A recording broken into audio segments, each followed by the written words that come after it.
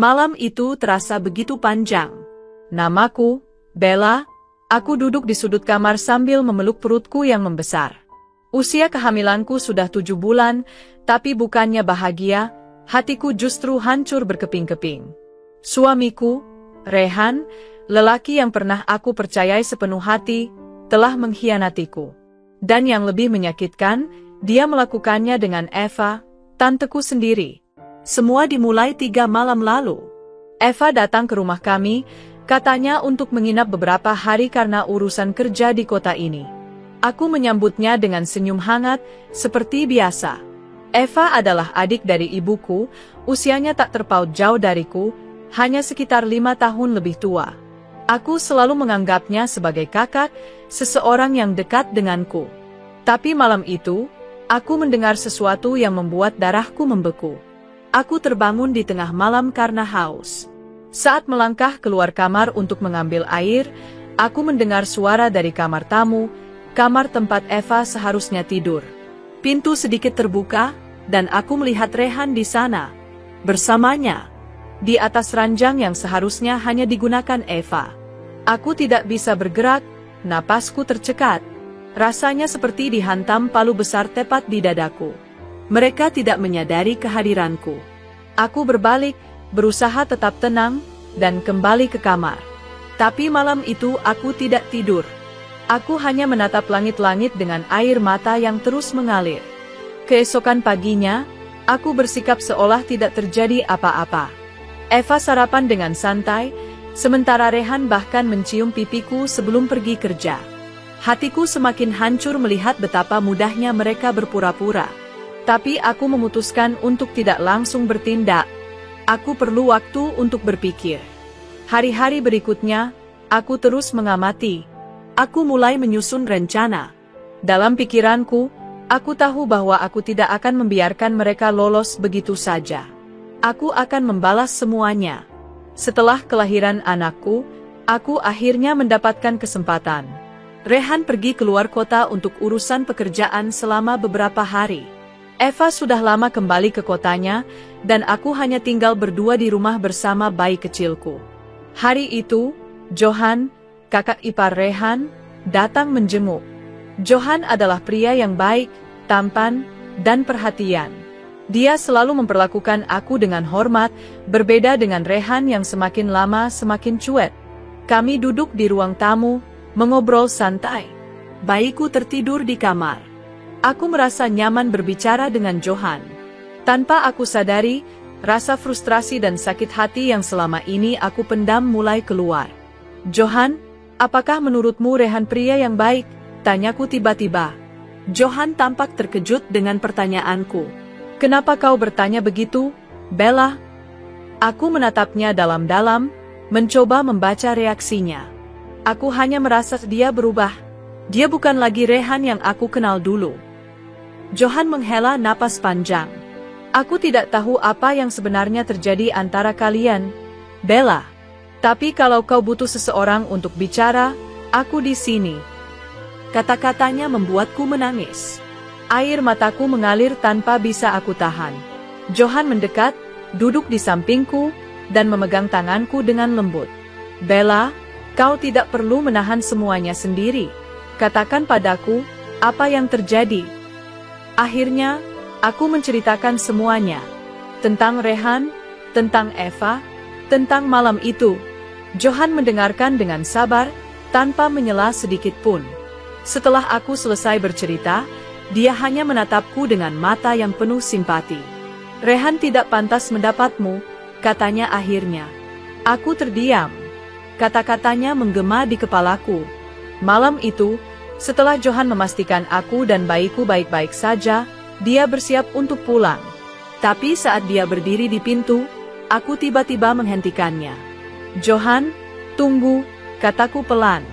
Dia berbalik, menatapku dengan bingung. Ada apa, Bella? Aku mendekatinya, hatiku berdebar kencang.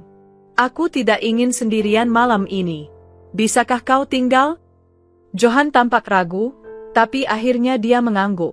Kalau itu yang kau mau, aku akan tinggal.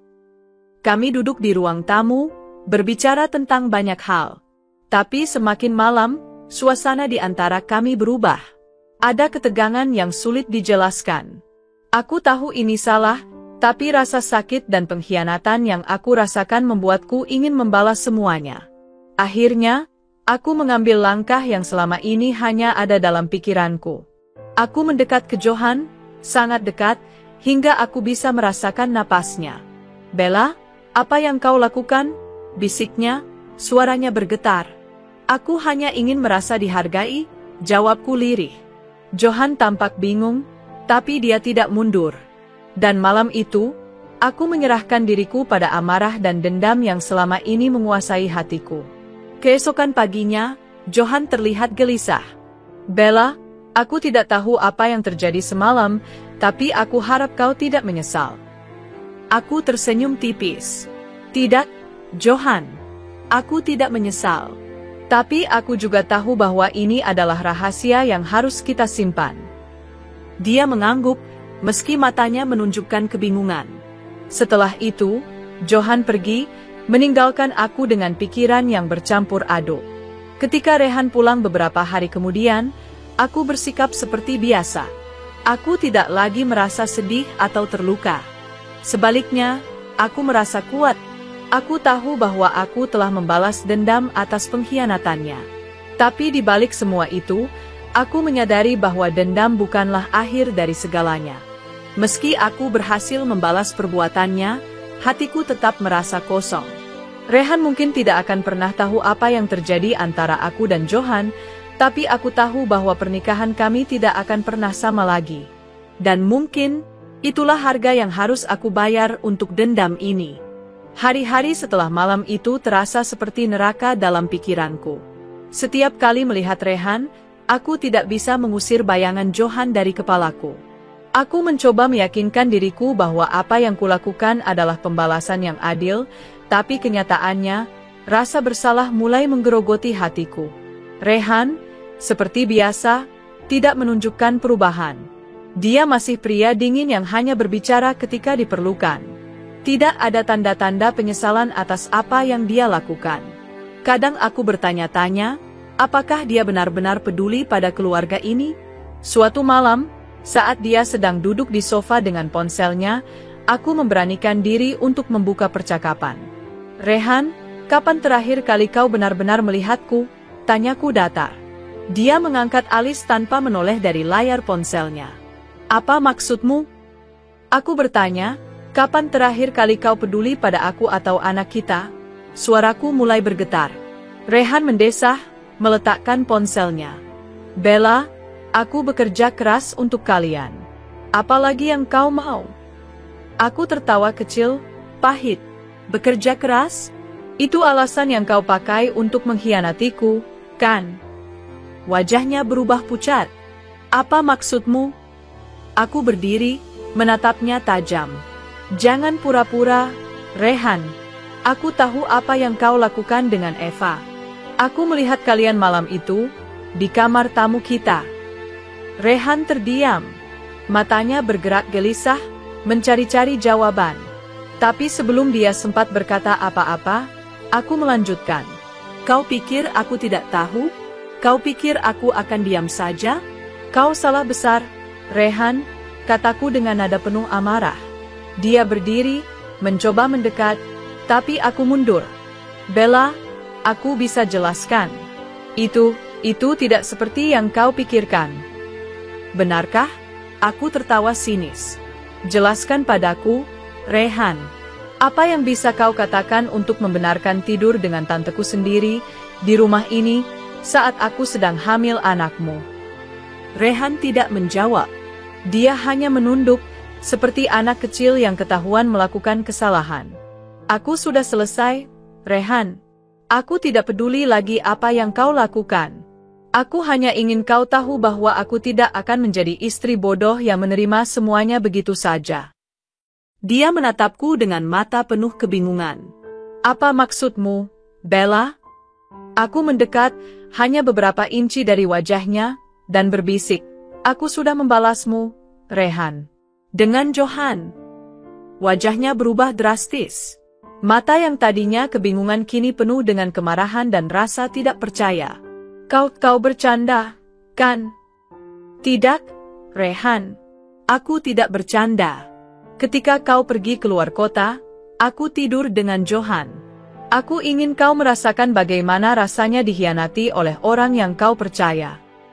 Rehan mundur beberapa langkah, seperti baru saja ditinju. Bella, kau benar-benar melakukannya.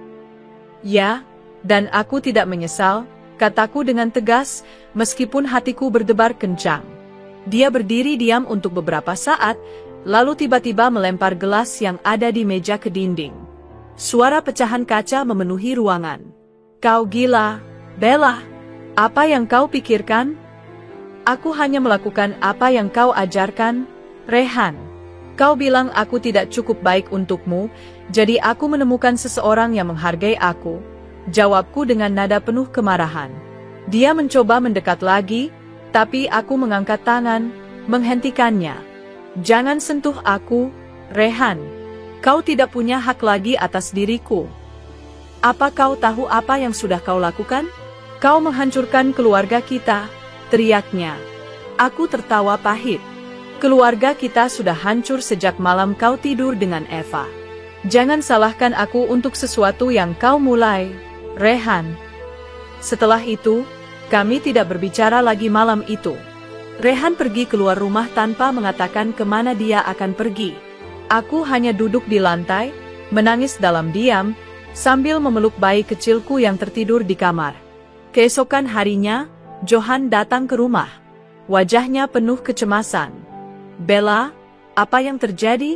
Rehan meneleponku semalam, dia tahu tentang kita. Aku mengangguk pelan. Aku memberitahunya.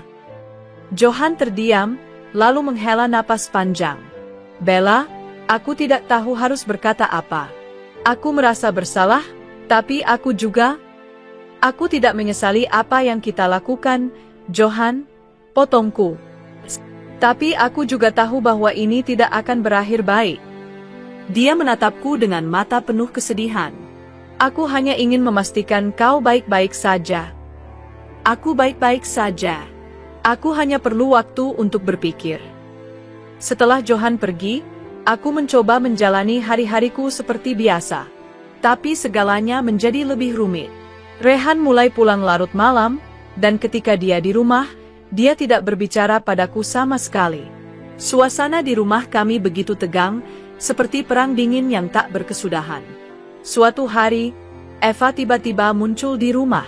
Wajahnya penuh dengan rasa bersalah, tapi aku tidak punya waktu untuk berpura-pura ramah.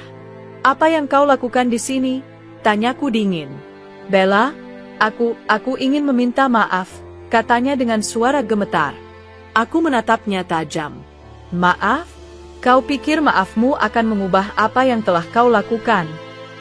Eva menunduk, tidak bisa menatap mataku. Aku tahu aku salah, Bella. Tapi aku benar-benar menyesal. Aku tidak tahu apa yang ada di pikiranku saat itu. Dan kau pikir aku peduli dengan penyesalanmu? Pergilah, Eva. Aku tidak ingin melihatmu lagi, kataku tegas. Eva mencoba berbicara lagi, tapi aku menutup pintu di hadapannya.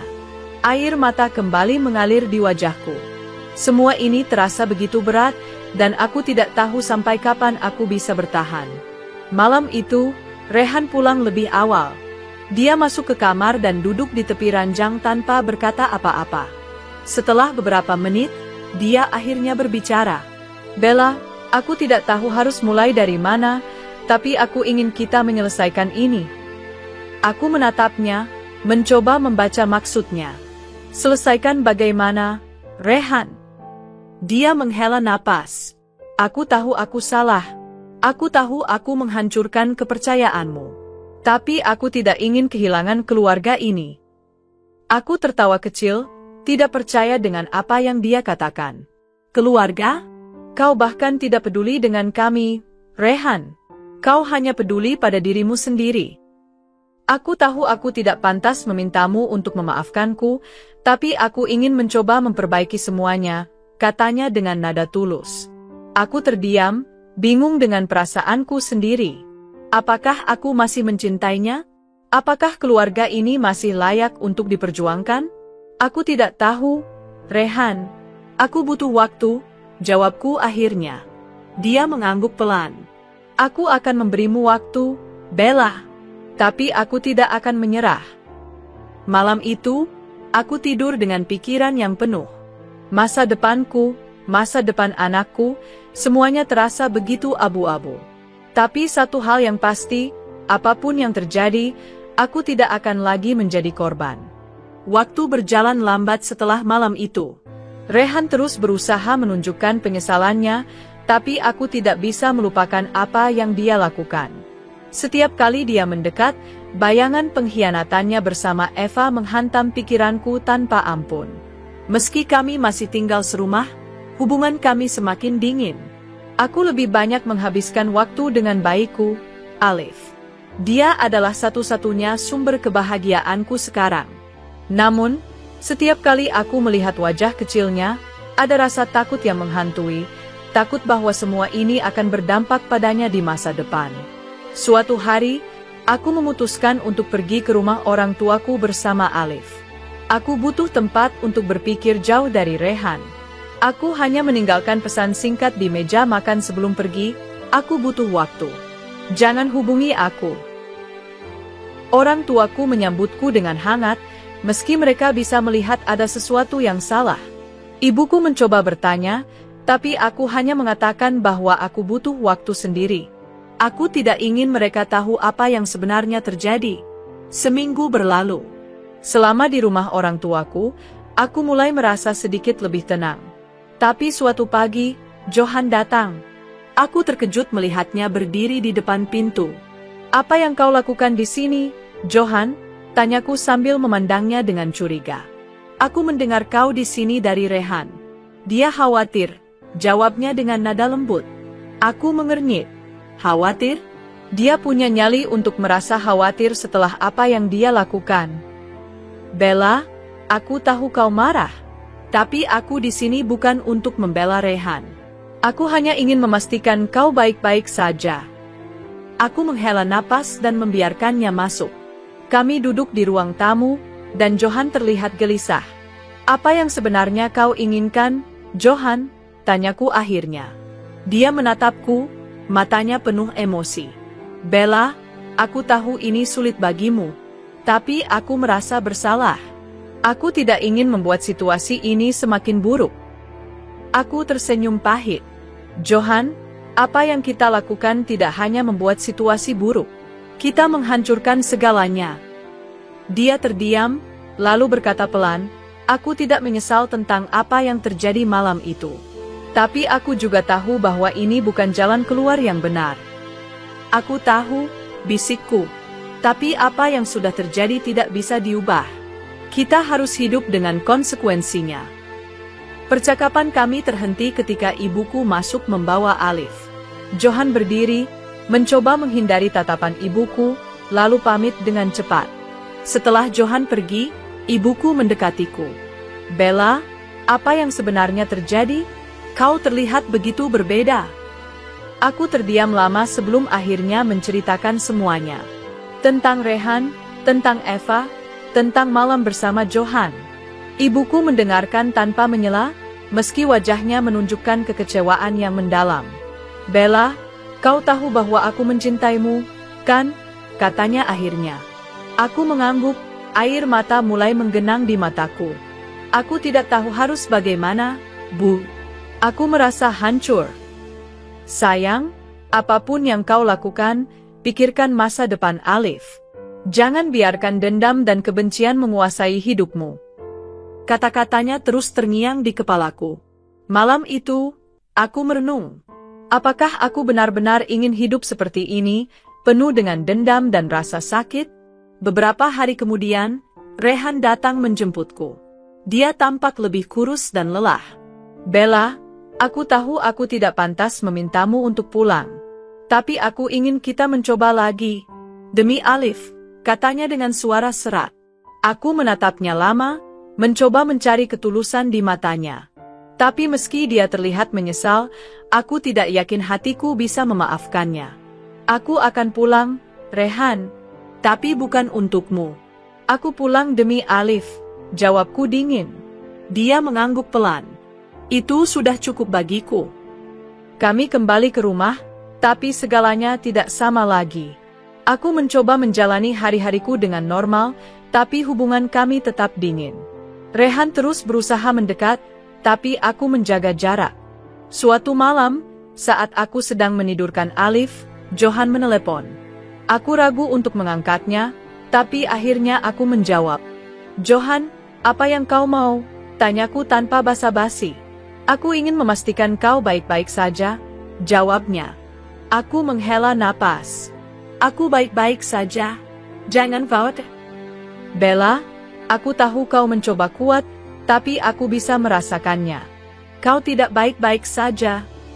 Kata-katanya membuatku terdiam. Aku ingin menyangkal, tapi aku tahu dia benar.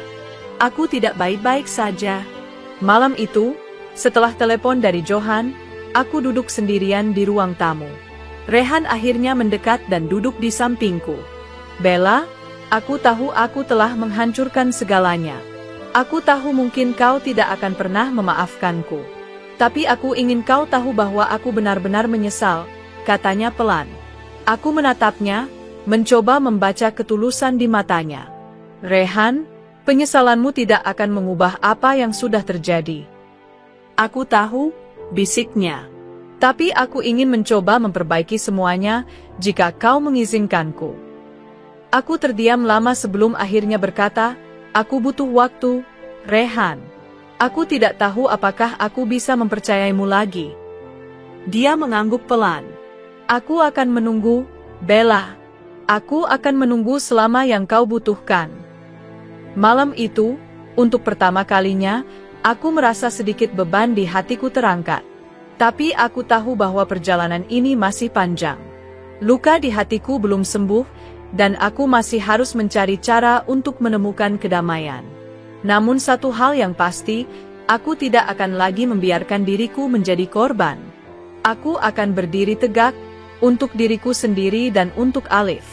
Apapun yang terjadi, aku akan menjadi ibu yang kuat bagi anakku, meski jalannya penuh dengan duri dan air mata. Hari-hari berlalu seperti aliran sungai yang tenang di permukaan, tetapi deras di dalamnya.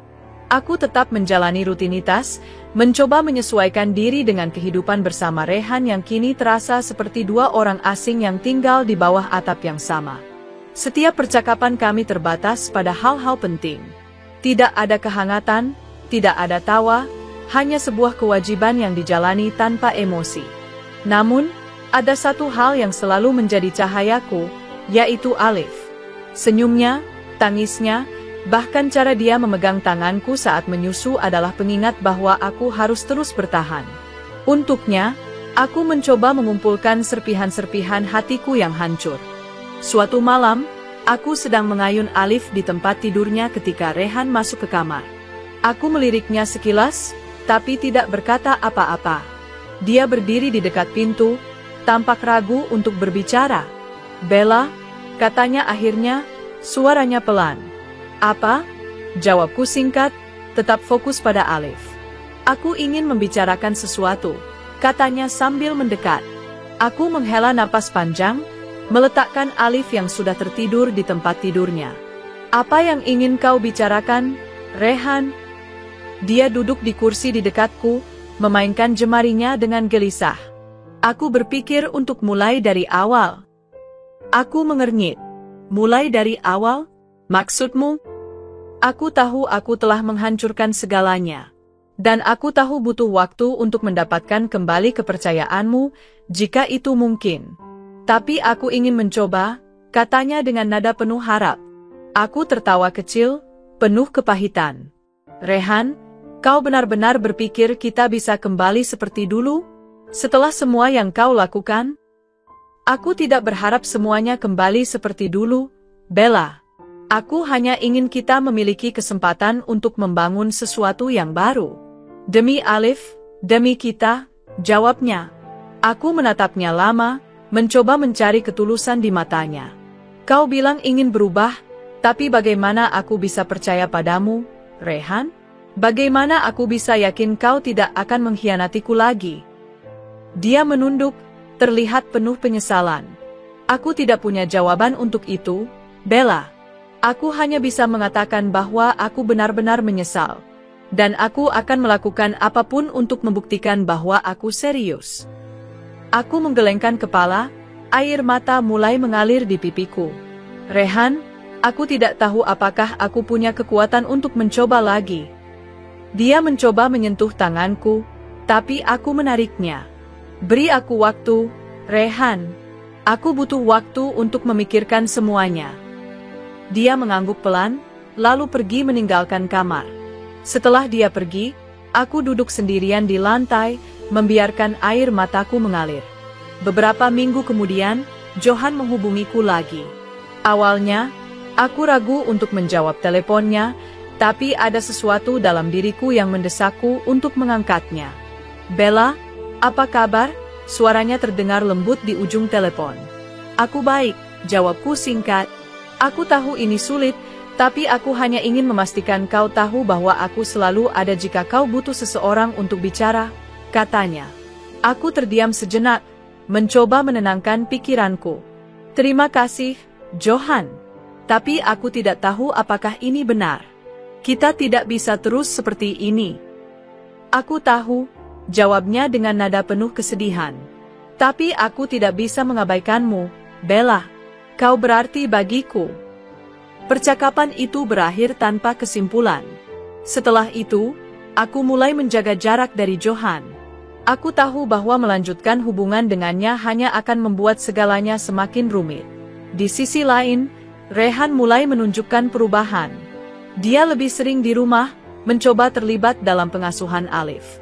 Dia bahkan mulai membantu pekerjaan rumah tangga, sesuatu yang tidak pernah dia lakukan sebelumnya. Meski begitu, hatiku tetap terasa dingin. Satu hari, Rehan mengajakku bicara di ruang tamu. Bella, aku ingin kita pergi ke konseling pernikahan, katanya. Aku mengangkat alis, terkejut. Konseling pernikahan? Kau serius? Ya, aku serius. Aku tahu ini tidak mudah, tapi aku ingin kita mencoba. Demi keluarga kita, jawabnya dengan tulus. Aku terdiam lama sebelum akhirnya mengangguk. Baiklah, kita bisa mencobanya. Kami mulai menghadiri sesi konseling seminggu sekali. Awalnya, aku merasa enggan untuk membuka diri, tapi seiring waktu, aku mulai merasa lega bisa mengungkapkan semua rasa sakit dan kemarahan yang selama ini kupendam. Rehan juga mulai mengungkapkan penyesalannya, dan meski tidak langsung, aku bisa melihat usahanya untuk berubah. Namun, meski ada kemajuan, luka di hatiku masih menganga.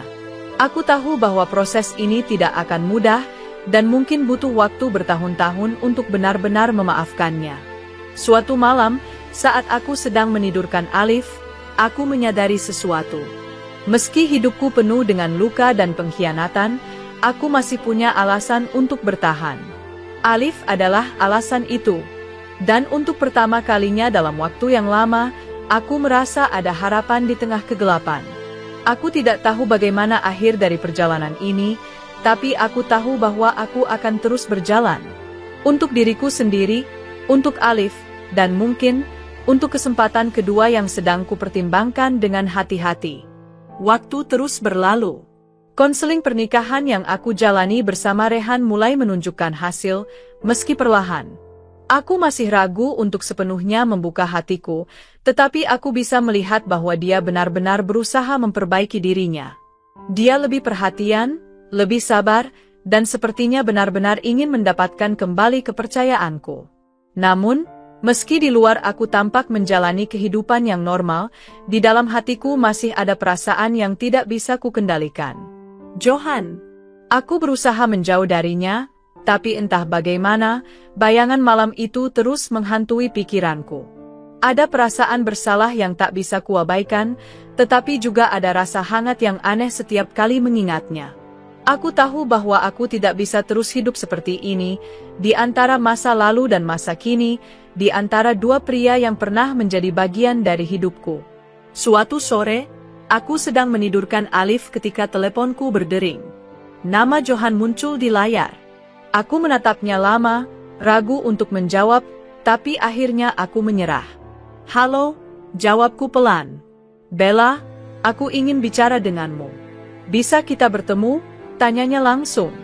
"Johan, aku rasa itu bukan ide yang baik," jawabku tegas, meski suaraku bergetar. "Tolong, Bella. Hanya sekali ini.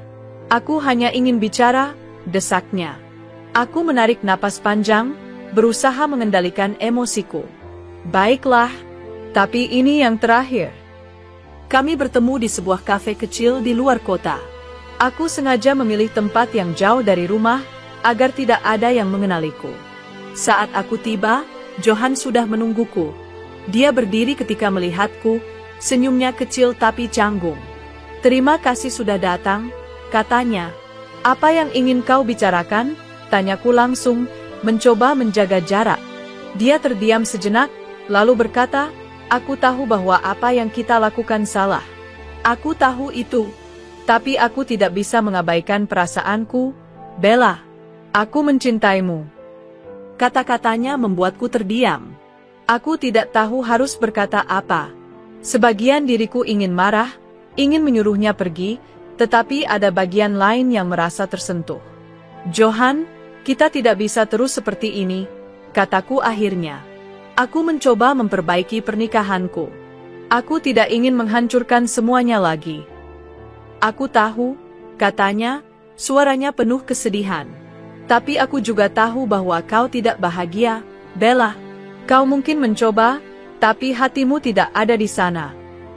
Aku menggelengkan kepala, mencoba mengabaikan kebenaran dalam kata-katanya. "Johan, ini bukan tentang kebahagiaan. Ini tentang tanggung jawab. Tentang Alif." Dia menunduk, terlihat putus asa. "Aku hanya ingin kau tahu bahwa aku akan selalu ada untukmu, Bella. Apapun yang terjadi." Aku tidak bisa berkata apa-apa. Pertemuan itu berakhir dengan kebisuan yang berat, dan aku pulang dengan perasaan campur aduk. Ketika aku tiba di rumah, Rehan sedang bermain dengan Alif di ruang tamu. Dia menatapku dan tersenyum, tapi senyum itu terasa asing bagiku. Aku berpikir tentang apa yang dikatakan Johan, dan untuk pertama kalinya, aku bertanya-tanya apakah aku benar-benar bisa kembali mencintai Rehan. Beberapa minggu kemudian, sesuatu yang tidak terduga terjadi. Eva datang ke rumah kami. Aku terkejut melihatnya berdiri di depan pintu, wajahnya terlihat lelah dan penuh penyesalan.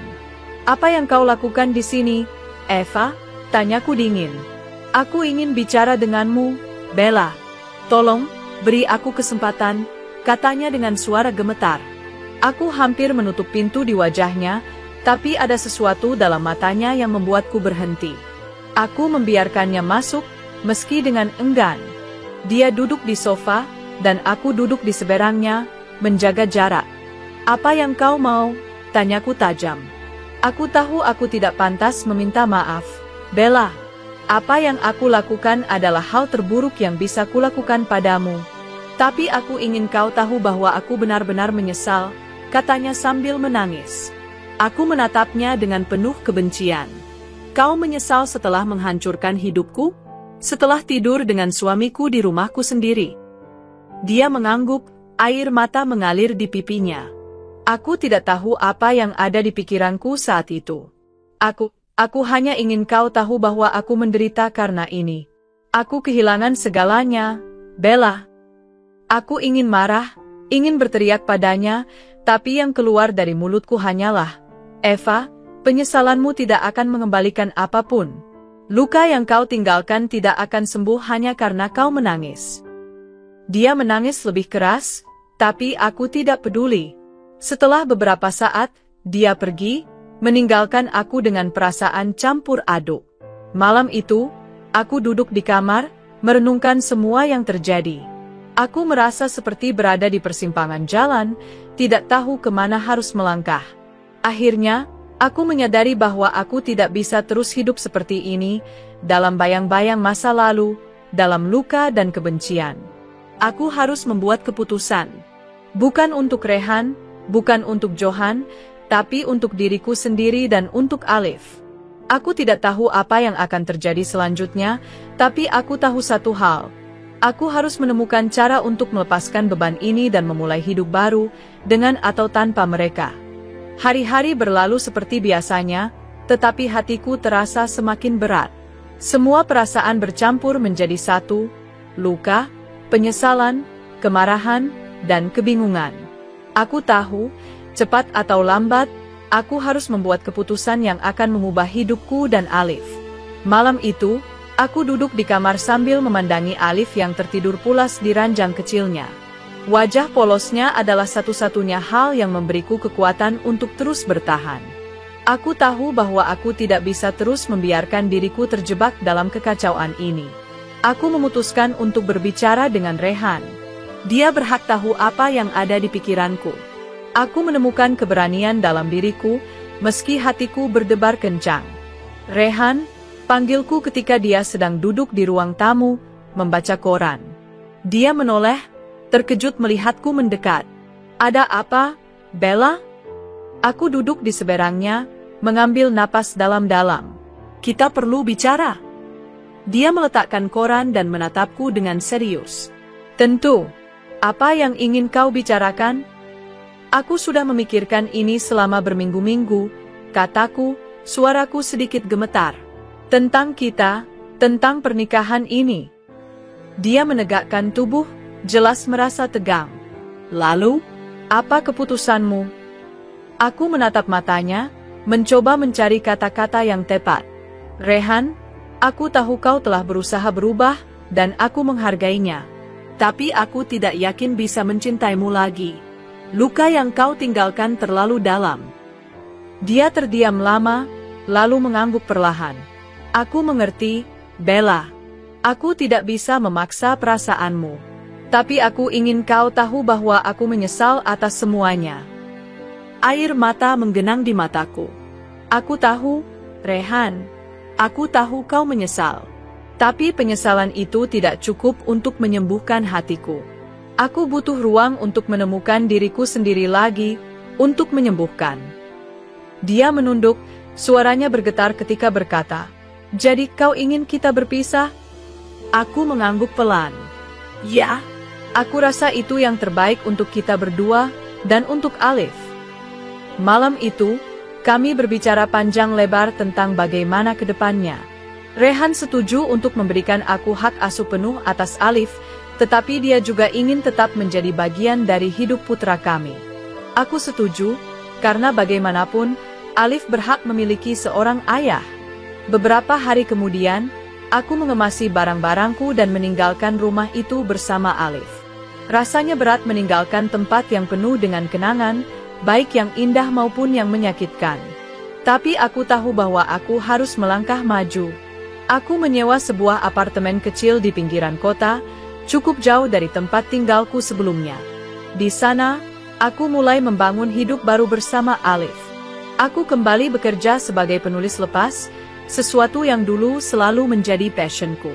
Johan mencoba menghubungiku beberapa kali setelah aku meninggalkan Rehan, tetapi aku memutuskan untuk tidak menanggapinya. Aku tahu bahwa hubungan kami, meskipun pernah memberikan sedikit kebahagiaan di tengah luka, bukanlah jawaban atas masalahku. Beberapa bulan kemudian, aku mulai merasa lebih kuat. Luka di hatiku perlahan sembuh, meski bekasnya tetap ada.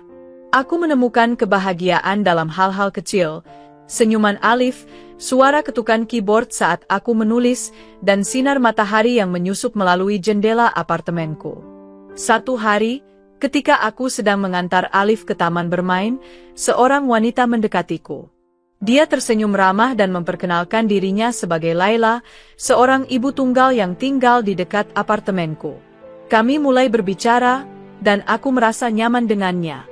Dia bercerita tentang perjuangannya membesarkan anak sendirian setelah suaminya meninggal. Ceritanya menginspirasiku, dan aku merasa tidak sendirian lagi.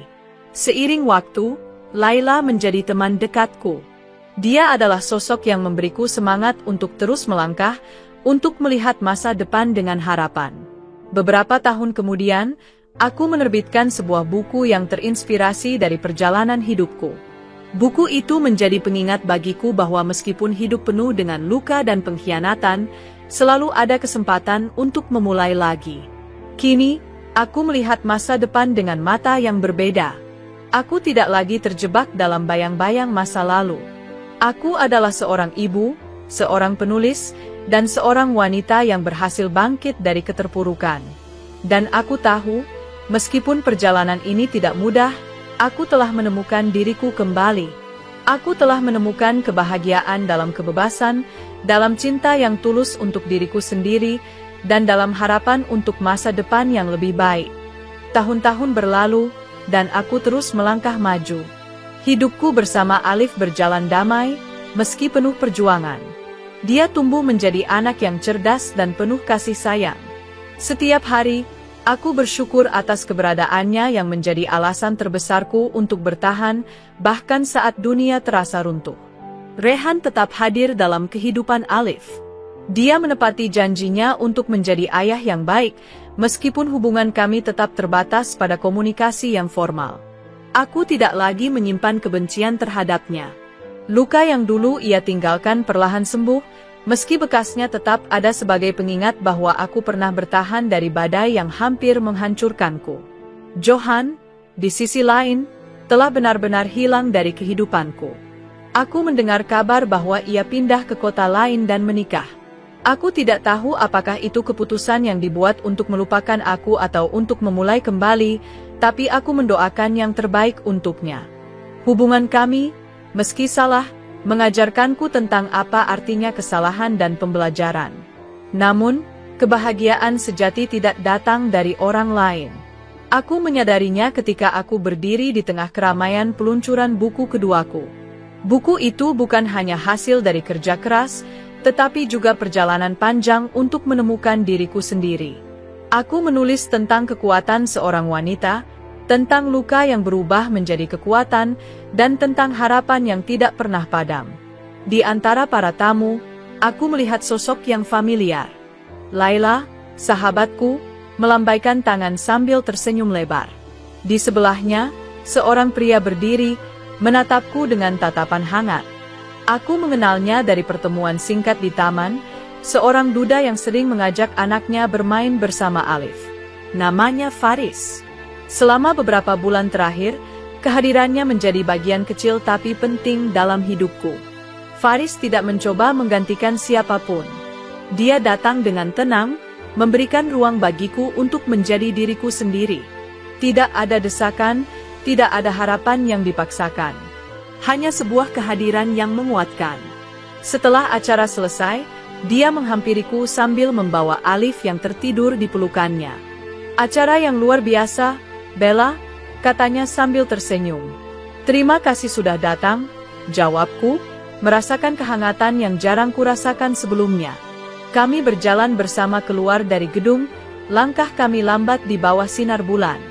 Di sana, aku merasakan sesuatu yang belum pernah kurasakan selama bertahun-tahun, damai. 5 tahun kemudian, aku berdiri di teras rumah kecilku, memandangi Alif yang bermain di halaman bersama adik tirinya. Ya, aku menikah dengan Faris 2 tahun yang lalu. Hubungan kami adalah perjalanan yang lembut, tidak tergesa-gesa, tetapi penuh cinta dan pengertian. Faris bukanlah seseorang yang mencoba menyembuhkan lukaku. Sebaliknya, dia memberikan ruang bagiku untuk menyembuhkan diri sendiri. Bersamanya, aku belajar bahwa cinta sejati bukan tentang saling memiliki, tetapi saling mendukung untuk menjadi versi terbaik dari diri masing-masing. Saat aku memandang keluargaku yang baru, aku merasa seluruh perjalanan ini akhirnya bermuara pada sesuatu yang indah. Luka-luka di masa lalu telah membentukku menjadi wanita yang lebih kuat, lebih bijaksana, dan lebih mencintai hidup. Aku menarik napas dalam-dalam, membiarkan angin membawa rasa syukur yang memenuhi dadaku. Di dalam hati, aku tahu bahwa aku telah menemukan akhir dari perjalanan panjang ini. Namun, mungkin ini bukan akhir, melainkan awal baru. Aku melangkah masuk ke rumah, menutup pintu dengan perasaan penuh harapan. Dalam diriku, aku berjanji bahwa aku akan menjalani setiap hari dengan cinta, dengan keberanian, dan dengan keyakinan bahwa kehidupan, meski penuh luka, selalu memberi kesempatan untuk memulai lagi. Dan saat itu, aku tahu bahwa aku telah menang. Bukan melawan orang lain, tetapi melawan diriku sendiri, melawan keraguan, ketakutan, dan kebencian. Hidup tidak sempurna, tetapi bagiku, ini cukup. Kadang, kebahagiaan tidak ditemukan dalam balas dendam atau luka, melainkan dalam keberanian untuk melepaskan. Dan dalam melepaskan, aku menemukan kebebasan.